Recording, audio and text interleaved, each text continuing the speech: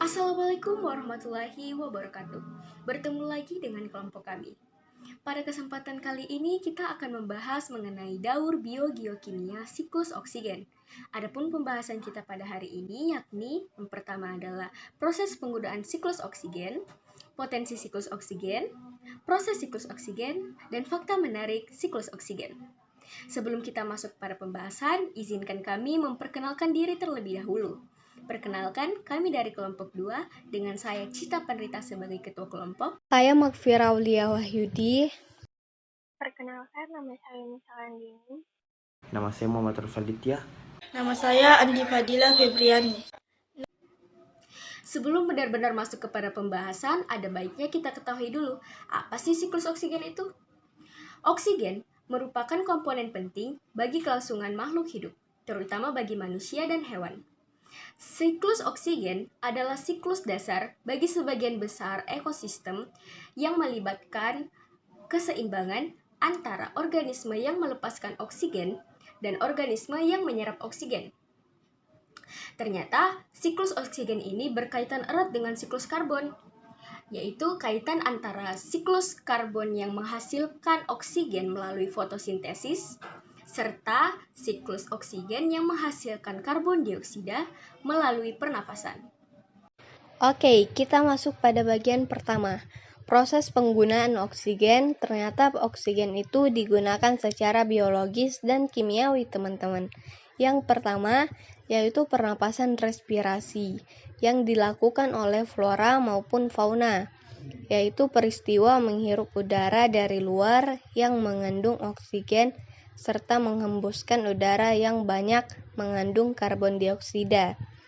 Yang kedua, dekomposisi, perubahan, terjadi secara kimia dan biasanya terjadi pada makhluk hidup yang mati, kemudian mengalami kerusakan susunan atau struktur akibat dekomposer seperti semut, belatung, bakteri, dan jamur. Yang ketiga, karat-karat. Terjadi karena reaksi dari logam dan oksigen dan pengaruh adanya air atau kelembapan udara. Yang keempat, pembakaran.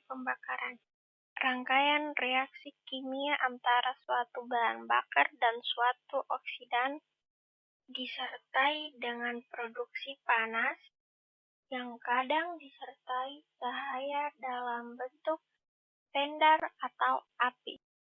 Nah, kita masuk pada bagian kedua, potensi siklus oksigen.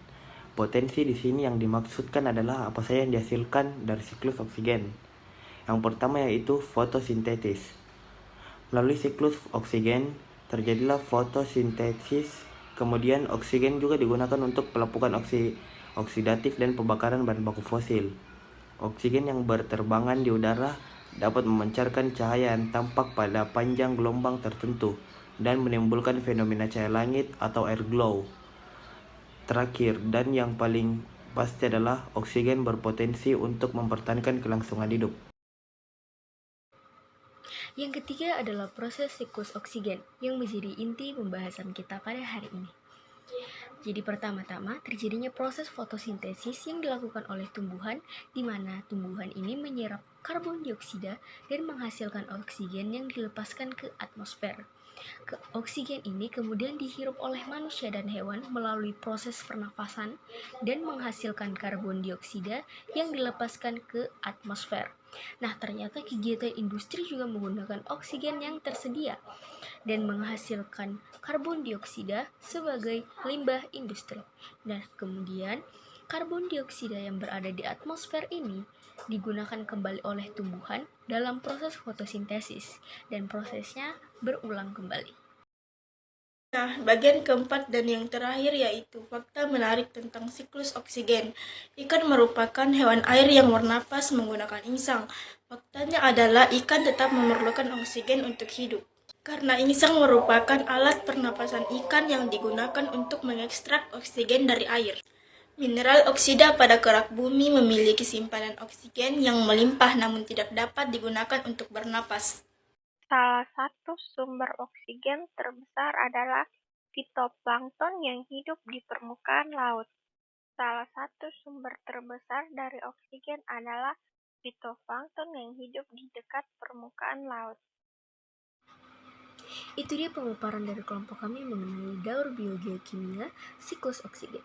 Dapat kita simpulkan bahwa siklus oksigen sangatlah penting bagi kelangsungan makhluk hidup.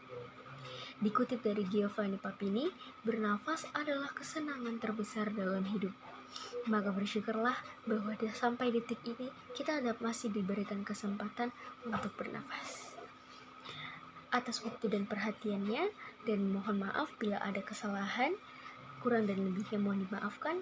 Sekian dari kami. Wassalamualaikum warahmatullahi wabarakatuh.